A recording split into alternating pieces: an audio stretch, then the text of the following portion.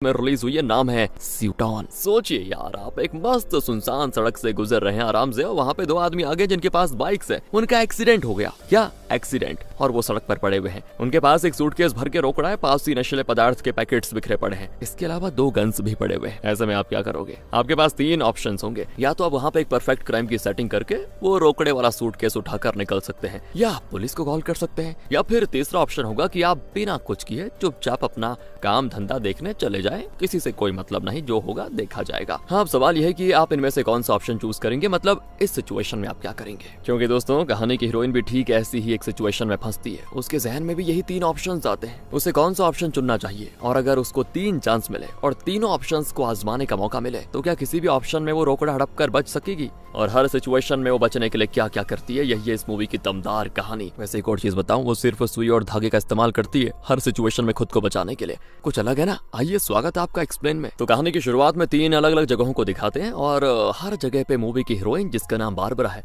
वो अलग अलग तरीकों से मरी पड़ी हुई है। क्या दोस्तों? अलग अलग तरीकों से।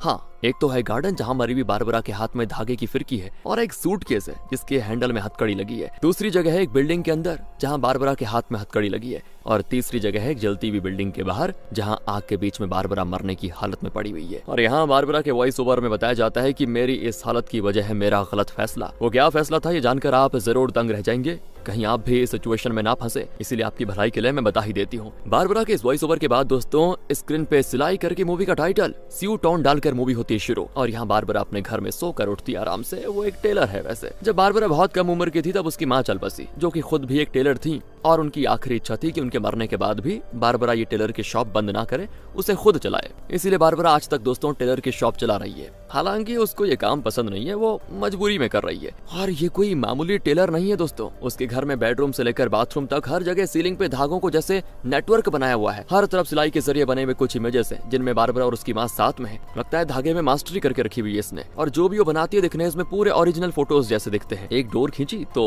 उससे कनेक्टेड फोटो के पीछे से एक रिकॉर्डिंग प्ले होती है। जब बारबरा छोटी थी ना दोस्तों, तब उसकी माँ उससे जो बातें क्या करती थी, उनकी रिकॉर्डिंग्स को ही बारबरा ने अलग अलग फोटोज के साथ अटैच किया हुआ है। और ये सारा अरेंजमेंट खुद बारबरा ने किया, मतलब किसी और को नहीं बुलाया बाहर से, क्योंकि वो अपनी माँ से बहुत ज्यादा प्यार करती थी ना, और आज तक उनको मिस करती है। सुबह उठकर धागा खींचती है तो एक फोटो के पीछे से माँ की आवाज आती है कि और कितनी देर सोती रहेगी बेटा, उठ जाओ, बहुत देर हो गई है। बाथरूम में भी दोस्तों एक धागा खींचती है तो आवाज आती है, अरे कितनी देर ना होगी बेटी, जल्दी बाहर आ जाओ, स्कूल नहीं जाना क्या? तो वो भी तैयार होकर अपने टेलर की शॉप में जाती है। तब उसे एक कॉल आता है, जिसको देखकर वो टेंशन में दोस्तों अपनी डायरी देखती है। दरअसल आज उसकी एक कस्टमर, जिसका नाम मारिया है, उसकी तीसरी शादी है। तीसरी यार, मजाक नहीं चल रहा। और बारबरा को उसका वेडिंग ड्रेस ठीक करने जाना है, लेकिन बारबरा वो बात भूल गई थी, इसलिए कस्टमर कॉल कर रही है कि जल्दी आ जाओ ना। बारबरा तुरंत अपना टेलरिंग किट लेकर अपनी कार में निकल जाती है। वहाँ दुल्हन का ड्रेस का बटन टूट गया था, जिसे स्टिच करने के लिए ही उसने बारबरा को कॉल किया था। बारबरा देर से पहुंचती है तो मारिया बारबरा को बहुत डांटती भी कि क्या है ये। बारबरा को बड़ा गुस्सा भी आता है, लेकिन क्या करे, कस्टमर जो ठहरी भगवान है, वो कुछ नहीं कह पाती। तो बारबरा उसके ड्रेस में पीछे का बटन सीने लग जाती है। पर मारिया चुप नहीं रहती, वो बारबरा का टेलरिंग किट खोल देती है दोस्तों, जिसमें बारबरा ने अपनी माँ की आवाज रिकॉर्ड की हुई थी। जब उन्होंने बारबरा के लिए एक अच्छा सा गाना गाया था, वो प्ले होने लग जाता है। और उसमें बारबरा की माँ की आवाज सुनकर मारिया कहती है, तुम्हारी माँ को मैं अच्छी तरह से जानती थी, वो वक्त की बड़ी पाबंद थी और बढ़िया काम भी करती थी, लेकिन तुम हो कि एक बटन भी ठीक से स्टिच नहीं कर पाती, ऊपर से लेट हो। इसी बीच बारबरा के हाथ से बटन फिसल कर नीचे एक ड्रेन होल के ऊपर गिर जाता है। बारबरा चाहती तो उसे उठा सकती थी दोस्तों, लेकिन अभी तक मारिया ने उसकी जो इंसल्ट की, उसके लिए बारबरा उससे एक छोटा सा बदला लेना चाह रही है, और जानबूझकर उस बटन को ड्रेन के अंदर खिसका देती है। इस पे मारिया फिर उसको डांटती है कि अब क्या होगा, ये तो सील ड्रेन है, ये खुलेगा कैसे? बारबरा कहती है, कोई प्रॉब्लम नहीं मैडम, मैं अभी दुकान जाकर एक स्पेयर बटन लेके आ जाती हूँ। तो मारिया भड़क जाती है, तुम एक्स्ट्रा बटन नहीं लेकर आई क्या? फिर आई क्यों? थोड़ी देर में मेरी शादी है, अगर तुम बटन लेकर टाइम पे नहीं पहुंची ना, पूरी दुकान में आग लगा दूंगी तुम्हारी। बारबरा दोस्तों उसके ड्रेस पे बटन की जगह एक सेफ्टी पिन लगाकर बटन लेने के लिए दुकान के लिए निकल जाती है। और यहाँ शुरू होती है असली कहानी। दुकान के रास्ते में एक सुनसान सड़क पे 2 बाइकर्स का एक्सीडेंट हो गया था, और दोनों सड़क पे पड़े हुए हैं बिल्कुल, हालांकि जिंदा हैं दोनों। उन दोनों के आगे गन्स हैं, और उससे भी आगे नशीले पदार्थ के पैकेट्स बिखरे पड़े हुए हैं। उन बाइकर्स में से एक ने हेलमेट पहन के रखा होता है, इसका नाम है डेमियन, और उसके आगे पड़ा है दूसरा बाइकर जिसका नाम है जोशुआ। और इन दोनों से भी आगे एक सूटकेस है दोस्तों, जिसकी हैंडल में लगी हथकड़ी, और हथकड़ी का दूसरा हिस्सा जोशुआ के हाथ में बंधा हुआ है। कहाँ? जोशुआ के हाथ में, मतलब जोशुआ ही सूटकेस लेकर आया था और डेमियन नशीला पदार्थ लेकर आया था। शायद यहाँ पे डेमियन नशीले पदार्थ को जोशुआ को देकर उसके हाथ से रोकड़े वाला वो सूटकेस लेने के लिए आया था। यानी ये नशीले पदार्थ की डीलिंग हो रही थी दोस्तों। हाँ, लेकिन किसी वजह से इनके बीच ये झगड़ा हो गया या एक्सीडेंट हो गया। तो जोशुआ सूटकेस लेने के लिए आगे बढ़ता है, लेकिन डैमन उसके पैर पकड़कर उसे रोक लेता है और बारबरा ये सब देखते हुए कार में निकल जाती है चुपचाप। लेकिन थोड़ी दूर जाकर वो पुलिस को कॉल करने के लिए फोन उठाती है। लेकिन दोस्तों तब यहाँ से बारबरा के दिमाग में 3 ऑप्शंस बार बार गूंजने लग जाते हैं कि इस सिचुएशन में क्या करना बेहतर रहेगा, perfect crime, call the police या फिर ड्राइव अवे। इस तरह 3 ऑप्शंस उसके दिमाग में आ जाते हैं बार बार, और बारबरा चुनती है पहला ऑप्शन यानी परफेक्ट क्राइम। इसीलिए वो पुलिस को कॉल नहीं करती। और क्योंकि बारबरा एक टेलर है दोस्तों, तो उसके पास हमेशा की तरह एक धागों की फिरकियां होती है और छोटी से लेकर बड़ी तक हर सुई का साइज भी। तो वो 2 फिरकियों को निकालकर एक को कार के एक साइड में, दूसरी फिरकी को दूसरे साइड में फिक्स करके दोनों धागों के एंड में 2 सुइयों को बांध देती है और फिर दोनों सुइयों को लेकर कार से उतरती है। एक्सीडेंट स्पॉट पर जोशुआ को एक तरफ और डैमन को दूसरा तरफ धक्का देती है। तो धागे से कनेक्टेड एक सुई को वो जोशुआ के हाथ से कनेक्टेड हथकड़ी के चेन में घुसाकर दूसरी तरफ निकाल लेती है और दूसरी सुई को वो डैमन के शर्ट स्लीव में घुसाकर दूसरी तरफ निकालती है। फिर दोनों धागों को लेकर पीछे की तरफ जाती है। अब पता नहीं दोस्तों ये क्या कर रही है, लेकिन जब वो लौटती है तो उसके हाथ में दोनों सुइयां नहीं होती। वो जोशुआ के आगे पड़ा हुआ सूटकेस लेकर जाती है और अपनी कार में बैठकर निकल जाती है। कार के अंदर वो दोनों फिरकियां धीरे धीरे खत्म हो जाती हैं और जब धागे पूरी तरह से खत्म हो जाते हैं तो एक्सीडेंट स्पॉट पे बारबरा ने इन धागों के साथ जो सुइयां कनेक्ट करके छोड़ी थी वो अब कार के पीछे आ जाती हैं। और तब पता चलता है दोस्तों कि असल में बारबरा ने उन दोनों सुइयों को डैमियन और जोशुआ के पीछे जो गन्स पड़े थे उनके साथ बांध दिया था, क्योंकि बारबरा ने एक सुई को जोशुआ की हथकड़ी में घुसाया था और दूसरी सुई को डैमियन के स्लीव में घुसाया था। तो अब दोनों गन्स डैमियन और जोशुआ की ओर आने लग जाते हैं और ठीक उनके हाथों में आकर रुकते हैं। ऐसी सेटिंग करी थी उसने। तो गन को आते देखकर दोनों एकदम तैयार होते हैं और जैसे गन हाथ में आया वो एक एक करके दोनों को एक दूसरे को मतलब शूट कर देते हैं। था ना परफेक्ट क्राइम, क्योंकि अब रोकड़े वाला सूटकेस बारबरा के पास आ चुका है और डैमियन और जोशुआ एक दूसरे को शूट करके मर भी जाएंगे। पुलिस को लगेगा कि नशीला पदार्थ की डीलिंग में इन दोनों के बीच कोई प्रॉब्लम हुई और दोनों ने एक दूसरे को शूट कर लिया। बारबरा के वहां आने और जाने का तो सबूत ही नहीं मिलेगा। अब बारबरा को बस उन दोनों सुइयों को निकालना है जो कि अभी तक उसकी कार के पास पहुंच चुकी होंगी। तो वो नीचे उतरती है तो सिर्फ एक सुई मिलती है, दूसरी सुई तो आई ही नहीं, सिर्फ धागा आया होता है। अब वो घबरा जाती है कि क्या करूं। तुरंत कार लेकर एक्सीडेंट स्पॉट पे वापस आती है। वो देखती है कि डैमियन के स्लीव में उसने जो सुई घुसाई थी वो स्लीव से निकलकर कार के पीछे आने के बजाय धागे के खींचने से उसके हाथ में चुभ गई थी। लगता है दोस्तों दोनों मर चुके हैं वो। इसीलिए बारबरा अपना टेलरिंग किट से एक इंस्ट्रूमेंट निकालकर डैमियन के हाथ से सुई निकाल भी देती है। लेकिन ये क्या? तब डैमियन की आंख खुलती है और वो पूछता है कि तुम क्या कर रही हो? ओह, ये मरा नहीं है दोस्तों। बारबरा टेंशन में सुई कहीं गिरा देती है और अब उसको ढूंढने का टाइम भी नहीं है उसके पास। तो दूर से किसी कार के आने की आवाज भी आ रही है। बारबरा तुरंत जोशुआ की बॉडी को पास के गड्ढे में धकेलकर नीचे पड़े नशीले पदार्थ के पैकेट्स को यहाँ वहाँ फैला देती है। अब डैमियन को वहीं छोड़ दिया तो बारबरा फंस जाएगी, क्योंकि वो बारबरा को देख चुका था। इसीलिए उसको घसीट ले जाकर कार में बिठाकर निकल जाती है। लेकिन तब वो सुई दोस्तों जो बारबरा के हाथ से गिर गई थी वो कार के टायर में लग जाती है और धीरे धीरे कार का टायर मतलब उसकी हवा फुस। और इस बात से बेखबर बारबरा जैसे तैसे डैमियन को लेकर अपने शॉप में आ जाती है। इस शॉप के ऊपर ही बारबरा का घर भी है दोस्तों। डैमियन को दुकान में रखना सेफ नहीं होगा ना, क्योंकि कोई देख लेगा, इसलिए उसको ऊपर ले जाना पड़ेगा। लेकिन बारबरा अकेली थी तो उसको उठा नहीं सकती। पर बारबरा काफी टैलेंटेड है दोस्तों और महज सुई और धागे से वो कुछ भी कर सकती, मतलब कुछ भी। वो थोड़े धागों और कुछ रस्सियों के जरिए एक बढ़िया सेटिंग तैयार करती है, जिससे कि डैमियन को मशीन के साथ बांधकर ऊपर बेड पे भी धागों से एक नेटवर्क बना देती है। और सेटिंग इतनी लाजवाब होती है कि बारबरा को उसको उठाना नहीं पड़ेगा। वो एक धागा खींचती है तो डैमियन खुद ब खुद ऊपर खींचा चला आता है और जैसे वो ऊपर आता है ना तो बारबरा उसे एक चेयर के साथ बांध देती है। डैमियन तो समझ नहीं पाता कि ये चल क्या रहा है। वो पूछता है कि तुमने बहुत बड़ी गलती कर दी, मैं सच बता रहा हूँ। एक तो तुमने अपने सुई धागे के जरिए मेरे हाथ में गन थमा दी और मैंने जोशुआ को शूट भी कर दिया। क्या तुम जानती हो कि उस जोशुआ का बाप कौन है? एक खतरनाक गैंगस्टर है वो। और तुम वहाँ जो सुई मिस करके आ गई ना, उसके जरिए वो तुम्हारा पता लगाकर यहाँ जरूर आएगा। देखना, पहले तो उसके बेटे को शूट करने के लिए वो मुझे मारेगा और तुम्हें भी जिंदा नहीं छोड़ेगा। ये सब उस जोशुआ की वजह से हुआ। हमारी डीलिंग तो एकदम स्मूथ चल रही थी। उस गधे को बस मुझे रोकड़ा वाला सूटकेस देना था और ये नशीला पदार्थ लेना था, पर अचानक वो पागल हो गया। नशीला पदार्थ लेने के बावजूद रोकड़ा देने से इनकार करने लगा और मुझे शूट करना शुरू कर दिया उसने।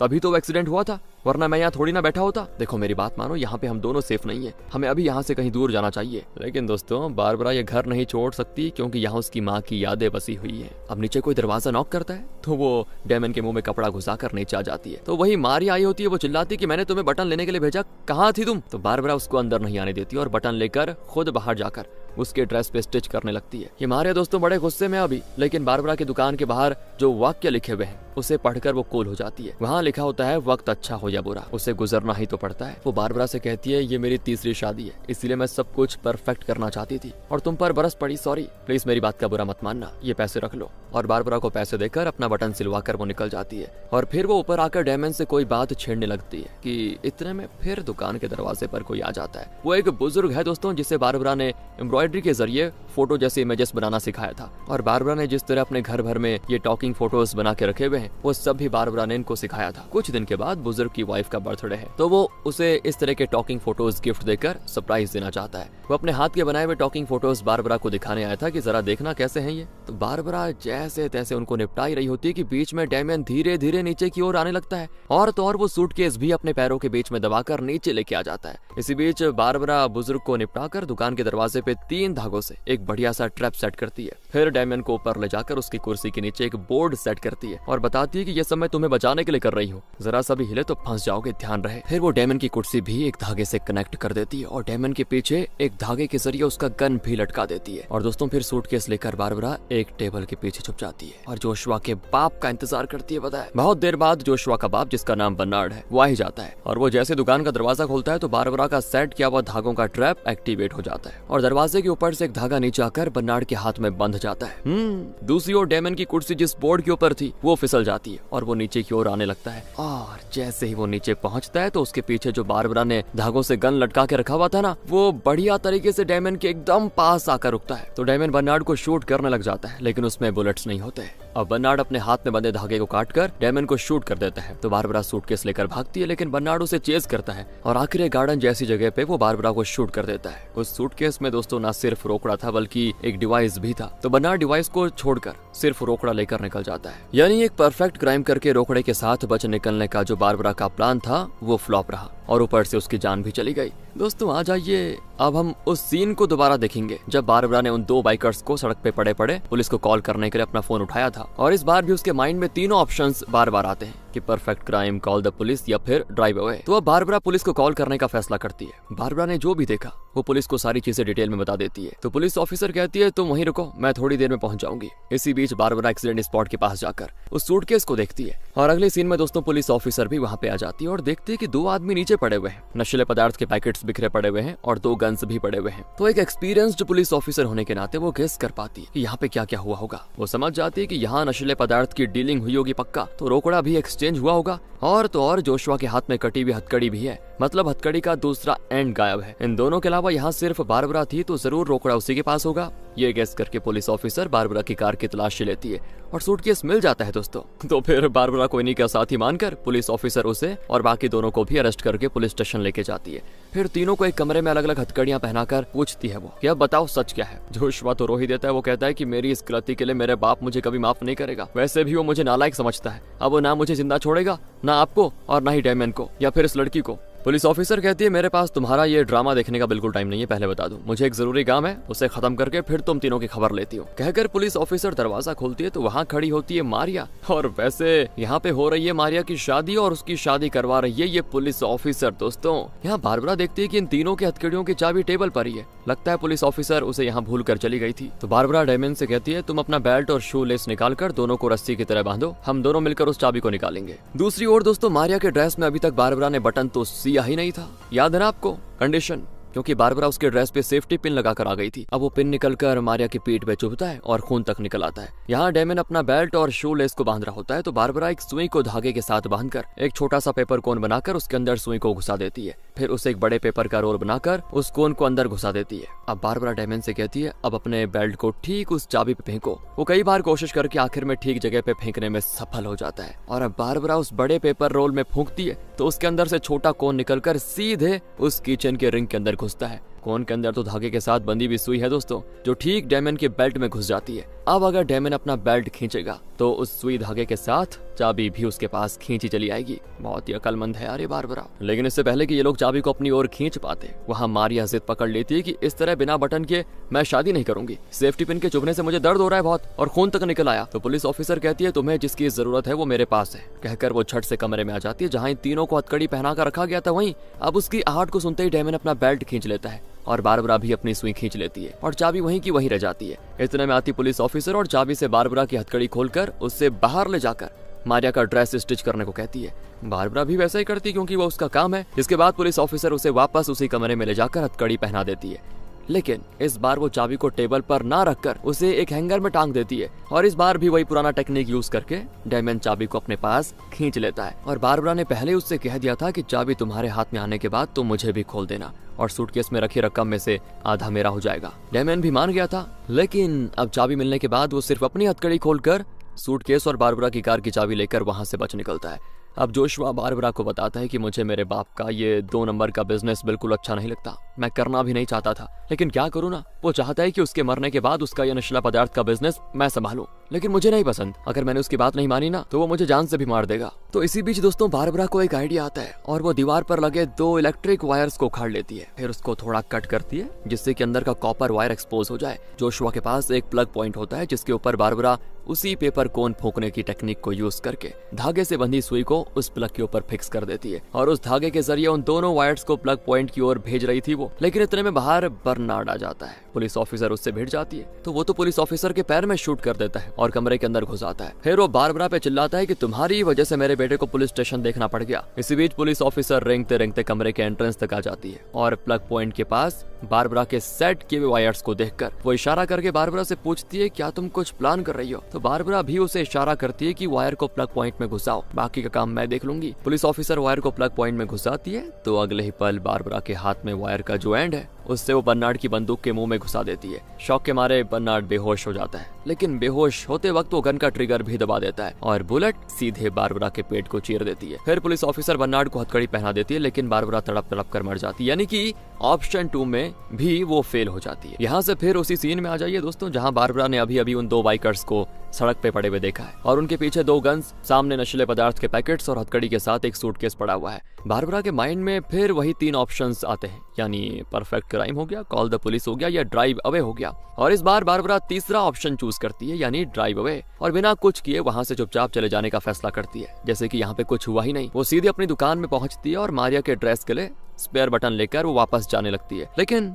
रास्ते में बर्नार्ड उसे रोक लेता है। एक्चुअली उस समय बर्नार्ड डेमियन को शूट कर रहा होता है और तभी बारबरा की कार वहां से गुजर रही होती है। इस वजह से बर्नार्ड उसे शूट करने लग जाता है। बारबरा भी घबराकर कार घुमाकर सीधे पुलिस स्टेशन को कई बार कॉल करती है और इस बार स्टेशन में मारिया की तीसरी शादी हो रही है और उनकी शादी करवाने का शुभ काम करते हुए पुलिस ऑफिसर फोन नहीं उठाती और फिर कोई रास्ता न पाकर बारबरा एक रेस्टोरेंट में जाती है क्योंकि उसको लगता है कि ऐसी पब्लिक जगह पे बर्नार्ड से उसे खतरा नहीं होगा। लेकिन दोस्तों बर्नार्ड अपने बेटे जोशुआ को लेकर बारबरा का पीछा करते करते उसी रेस्टोरेंट में आ जाता है और ठीक बारबरा के टेबल पे जोशुआ को बिठाकर खुद भी बैठ जाता है। वो बारबरा से कहता है कि ध्यान से सुनो, तुम मुझसे बच नहीं सकती, लेकिन मरने से पहले तुम्हें मेरी एक मदद करनी होगी। ये मेरा नालायक बेटा है जिससे एक छोटा सा भी काम ढंग से नहीं किया जाता। उसे चोट लगी है और मैं ऐसा धंधा करता हूँ कि इसे हॉस्पिटल नहीं लेके जा सकता। तुम इसे बाथरूम में ले जाकर इसके घावों पे जरा सिलाई कर दो। अगर तुमने होशियारी दिखाई तो फिर ये तुम्हें शूट कर देगा। बारबरा भी स्टिचिंग के लिए अपने जो टेलरिंग किट थी उससे कुछ चीजें लेकर जोशुआ के साथ बाथरूम आ जाती है और उसके घावों की सिलाई करने में लग जाती है। इतने में वो बुजुर्ग दोस्तों जो अपनी वाइफ के बर्थडे के लिए बनाए हुए टॉकिंग फोटोज लेकर बारबरा को दिखाने के लिए उसके घर जा रहा होता है, तो वो रास्ते में रेस्टोरेंट के बाहर बारबरा की कार को देखता है खड़ी। फिर क्या था, वो सीधे अंदर आ जाता है और देखता है कि एक टेबल पर बारबरा का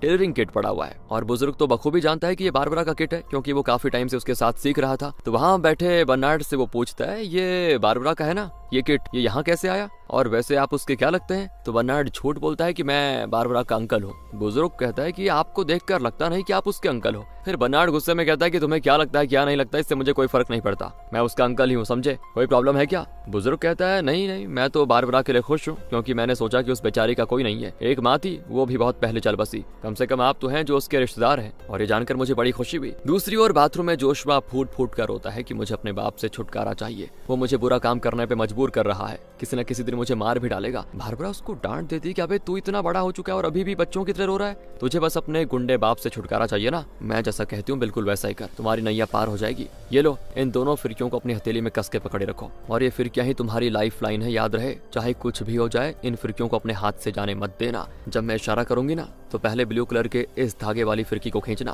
फिर इस रेड कलर की फिरकी को, समझ गया ना, तुम्हें बस इतना करना है, बाकी का काम मैं देख लूंगी। इसी बीच बाहर बैठा हुआ बुजुर्ग टेबल पर खून खून का दाग देख लेता है, जो कि जोशुआ का खून था जिसे चोट लगी थी वैसे। लेकिन बुजुर्ग को लगता है कि शायद बर्नार्ड ने बारबरा को कुछ कर दिया और ये बारबरा का ही खून है। वो बर्नार्ड पे भड़क जाता है कि तुमने बारबरा के साथ क्या क्या बताओ मुझे। पर इतने में बारबरा जोशुआ के साथ बाहर आ जाती है और कहती है मैं बिल्कुल ठीक हूँ, वो मेरे अंकल है और ये उनका बेटा है, हम बस कैजुअली बातें कर रहे थे, आप घर जाइए, मैं बाद में आपसे मिलूंगी। कहकर वो बुजुर्ग को तो रफा दफा कर देती है। फिर दोस्तों जोशुआ को बिठाकर बारबरा अपना काम शुरू करती है। टेबल के नीचे दिखाते हैं कि ब्लू और रेड दोनों धागों की फिरकियां जोशुआ के हाथों में है, लेकिन दोनों धागों का एंड बारबरा के हाथ में। बर्नार्ड ने अपना गन टेबल के नीचे अपने थाईज पे रखा होता है, तो बारबरा चुपचाप रेड धागे को उस गन के ट्रिगर में घुसाकर फिर उसी धागे को और भी कुछ जगहों से कनेक्ट करती है। और ये सब कुछ वो इतनी शातिरी से करती है कि बर्नार्ड को भनक तक नहीं लगती। पर वो बारबरा से पूछता है कि बेटे के घाव सीने में इतनी देर क्यों कर दी, इसने तुमसे कुछ कहा तो नहीं ना। अब अगर वो कहेगी कि जोशुआ ने उससे बात ही नहीं की तो बर्नार्ड को शक होगा। तो बारबरा कहती है जोशुआ ने बस इतना बताया कि वो बहुत डरा हुआ है। बर्नार्ड कहता है कि इसे मैंने ऐसा कोई खतरनाक काम थोड़ी न दिया था, इसे बस रोकड़ा डेमियन को देकर उसके हाथ से मार लेना था, पर इतना छोटा सा काम भी ये निकम्मा नहीं कर पाया सही से, और हमें ये नौबत आ गई। अब वो जोशुआ को डांटने लगता है, क्यों बे ऐसा क्या हो गया तुम्हें कि डेमियन ने शूट कर दिया, बताओ। तो उसकी पूछताछ के बीच ही दोस्तों बारबरा रेड धागे को न जाने कहां कहां बांधने लग जाती है। फिर ब्लू धागे को बर्नार्ड की बंदूक के मुंह में बांध देती है और बाकी बचे धागे को अपने शू लेस के बीच घुसा देती है। दूसरी ओर जोशुआ दोनों फिरकियों को कस के पकड़े रखा होता है और इसी बीच वो जवाब भी देता है बर्नार्ड को। कहता है मैं क्या करता पापा, फिर मैंने तो शुरू से ही कहा था कि मुझे इस लाइन में आना ही नहीं है, लेकिन आपने हर बार मेरी बात को अनसुना करके मुझे इस लाइन में धकेलने की कोशिश की, इसलिए मैंने सोच लिया कि मैं रोकड़े वाला सूटकेस लेकर कहीं भाग जाऊंगा। जब डेमियन मुझे माल देने आया तो मैंने उसे शूट करके बच निकलने की कोशिश की, लेकिन बदले में उसने भी मुझे शूट किया और दोनों की गाड़ियों का एक्सीडेंट हो गया और दोनों फिर नीचे गिरकर घायल हो गए। माफ कर दो मुझे पापा। इसी बीच दोस्तों जहां भी टेबल में धागा बांधना था ना, बारबरा बांध चुकी थी, लेकिन अगर उसे उसका प्लान एग्जीक्यूट करना है तो उसे आसपास के टेबल्स पर भी धागा बांधना पड़ेगा, लेकिन उठकर जाने के लिए उसे कोई बहाना बनाना पड़ेगा ना, वरना बर्नार्ड को शक होगा। तो वो अपना टेलरिंग किट खोलती है तो उसकी माँ की आवाज में कोई गाना बजने लगता है और उस गाने के हिसाब से बारबरा उठकर मस्त नाचती है। नाचते नाचते वो आसपास के टेबल्स के पास जाती है और उसके शू लेस में जो ब्लू धागा बंधा है ना, उनसे वो टेबल्स के पैरों में लपेटने लगती है और इस तरह वो बर्नार्ड के लिए बहुत ही खतरनाक और बिल्कुल मौत वाला ट्रैप सेट करने को तैयार थी। बर्नार्ड की भी कुछ समझ में नहीं आता, उसे तो लगता है कि बारबरा उससे बचने के लिए कोई सीन क्रिएट कर रही है, लेकिन वो खुद में यही सोचता है कि मुझसे बच नहीं सकती तुम, और यही सोचकर वो बैठा होता है। लेकिन जब उससे और बर्दाश्त नहीं होता तो वो टेलरिंग किट को बंद कर देता है और गाना भी बंद। अपना काम पूरा करके बारबरा भी वहाँ पे आके बैठ जाती है, लेकिन तब मारिया वहाँ पहुंच जाती है क्योंकि बारबरा ने उसका बटन नहीं दिया था उसको ना। वो चिल्लाती है कि तुम्हारी वजह से मेरी तीसरी शादी रुकने वाली है। तो बर्नार्ड कहता है तुम्हारी तीसरी शादी रुक गई तो दुनिया यहाँ से वहाँ नहीं हो जाएगी, समझी बुढ़िया। मारिया भड़क जाती है कि मैं बुढ़िया दिख रही तुझे, खड़ूस बुढ़े, मुझे बस बारबरा से काम है समझे। अगर तुम अपना मुंह बंद करके यहाँ बैठे रहो तो बारबरा से अपना काम करवा कर मैं निकल जाऊंगी, ओके। और अगर तुमने आइंदा मुंह खोला तो मुंह तोड़ दूंगी तुम्हारा। बारबरा चलो बाहर चलो जरा। इस तरह बर्नार्ड को धमका कर दोस्तों वो बारबरा को बाहर लेकर आ जाती है। तो बारबरा भी उसका बटन सीने लगती है और जब काम हो जाता है तो मारिया का गुस्सा न जाने कहाँ गायब हो जाता है। वो कहती है मेरी तीसरी शादी है ना, इसलिए मैं सब कुछ परफेक्ट करना चाहती हूँ, इसलिए जरा गुस्सा हो गई, बुरा मत मानना, कहकर मारिया चली जाती है। अब बारबरा बाहर से जोशुआ को इशारा करती है और वो तुरंत ब्लू धागा खींचता है और दोस्तों धागा खींचते ही ना बारबरा का बनाया हुआ वो धागा नेटवर्क काम करने लगता है और आखिर में बर्नार्ड के थाईस पे रखा हुआ गन निकलकर जोशुआ के पास आकर रुक जाता है और वो भी सीधे बर्नार्ड पे एम करते हुए बिल्कुल इस तरह से। फिर वो रेड धागा खींचता है जो कि गन के ट्रिगर के साथ बंधा हुआ है। ट्रिगर बार बार लगातार दबने लगता है और बर्नार्ड पर बुलेट्स की बौछार और वो मर जाता है। काम तमाम होने की खुशी में बारबरा अपनी कार में वहां से जाने की सोचती है, लेकिन तब उसकी नजर बर्नार्ड की कार पे रखे हुए सूटकेस पर पड़ जाती है। वो ललचा जाती है, कितनी मेहनत की है तो रोकड़ा भी ले लेती हूँ, यही सोचकर वो सूटकेस लेकर अपनी कार में निकल जाती है। लेकिन दोस्तों उसे सूटकेस ले जाते हुए जोशुआ देख लेता है। बारबरा सीधे अपनी दुकान में जाकर सूटकेस से करेंसी नोट्स के इकट्ठे निकालकर वहाँ अपने ड्रॉर में रखने लगती है। लेकिन तब वो देखते हैं कि उस सूटकेस में एक डिवाइस है जिसका कंट्रोल जोशुआ के हाथ में है। बारबरा उसी को ही देख रही होती है कि वो डिवाइस बूम ब्लास्ट, लगता है वो असल में बॉम्ब था दोस्तों। शायद बाप बेटे का प्लान ही यही था कि वो डेमियन से माल भी ले लेंगे और उसे रोकड़ा देने के बहाने उसे बॉम्ब से उड़ा देंगे। पर बारबरा बीच में आ गई, फंस गई, पूरी बिल्डिंग डैमेज हो जाती है और बारबरा मरने की हालत में बाहर निकलती है। तब जोशुआ कार में वहां पे आता है और बारबरा को मरते हुए देखता है। इस तरह दोस्तों मतलब बारबरा के सामने जो 3 ऑप्शंस थे, तीनों में बारबरा की मौत हुई। तो क्या बारबरा के पास जिंदा रहने का कोई ऑप्शन था ही नहीं क्या? अगर आप भी यही सवाल पूछ रहे हो तो जवाब है उसके पास एक और ऑप्शन था और वो ऑप्शन दिखाने के लिए कहानी जाती है उस सीन में जहाँ बारबरा पहली बार मारिया के ड्रेस का बटन स्टिच कर रही थी और तब उसके हाथ से बटन गिर गया और वो एक ड्रेन होल के ऊपर गिरा। इस पॉइंट पर बारबरा जो मारिया पर गुस्सा थी दोस्तों, उसने आपको पता ही होगा जानबूझ के बटन को होल में डाल दिया था ताकि मारिया को थोड़ा और इंतजार करना पड़े, वो गुस्सा हो जाए। और उसी पॉइंट से बारबरा की प्रॉब्लम्स शुरू हुई दोस्तों, क्योंकि बारबरा को स्पेयर बटन लेने के लिए वापस अपनी दुकान जाना पड़ा और रास्ते में ही वो बार बार इस एक्सीडेंट में फंस रही थी। तब उसे 3 ऑप्शंस में से एक चुनना पड़ा। लेकिन अगर बारबरा मारिया पर गुस्सा ना होकर उस बटन को जानबूझकर ड्रेन में नहीं डालती तो जल्दी से बटन को स्टिच करके वो कहीं और गई होती और वो वापस दुकान पर नहीं आती ना फिर, और ना ही उसे एक्सीडेंट वाले रास्ते से गुजरना पड़ता। और इस लास्ट ऑप्शन में ये सब दिखाया जाता है और काम खत्म करके बारबरा किसी दूसरे रास्ते से कहीं और जाती है। मतलब अब बारबरा ना तो जोशुआ को देखेगी ना ही बर्नार्ड को। अगर आप भी दोस्तों यही सोच रहे हैं तो रुकिए जरा, आपकी सोच को अभी गलत कर देता हूँ। और वो इसीलिए कि जब किस्मत किसी के पीछे पड़ जाती है तो समझो हाथ धोके पड़ जाती है और किसी भी हाल में उसको दफना कर ही छोड़ती है। चलिए देखते हैं कि आगे क्या होता है। इस नए रास्ते में भी बारबरा की गाड़ी के सामने आ जाता है बर्नार्ड। दरअसल एक्सीडेंट कहीं और हुआ और बर्नार्ड उस जगह जाना चाहता है, लेकिन इस नालायक गैंगस्टर को वहां जाने का रास्ता ही नहीं पता। वहीं पहुंचने के लिए वो बारबरा को रोकता है। बारबरा भी घबराकर उसे रास्ता बताती है। तब बर्नार्ड कहता है तुम भूल जाओ कि तुमने मुझे यहाँ देखा था समझी, और तुम्हारा मुंह बंद रखने के लिए ये लो घूस। कहकर वो बारबरा के हाथ में करेंसी नोट्स के 3 गट्ठे पकड़ाकर अपनी कार में निकल जाता है। मतलब जब बारबरा ने गुस्से में एक फैसला लिया था तो उसके आगे के सारे फैसले उसके खिलाफ ही काम करने लगे और हर बार उसकी मौत हुई। लेकिन ठंडे दिमाग से और सब्र से जो उसने फैसला लिया और बटन को वहां नहीं डाला होल में, तो देखा मौत से भी बच पाई और बैठे बैठे इतनी बड़ी रकम मिल गई। इसीलिए कहा जाता है दोस्तों, जल्दबाजी में लिया हुआ कोई भी फैसला मोस्टली गलत होता है। इसी मैसेज के साथ, मैसेज तो क्या ही कहेंगे, लेकिन हाँ ठीक है, ये मूवी यहाँ पे खत्म होती है। अगर आपको अच्छी लगी हो, एक्सप्लेनेशन अच्छा लगा हो तो क्यों नहीं लाइक करते आप। थैंक्स फॉर वॉचिंग दोस्तों।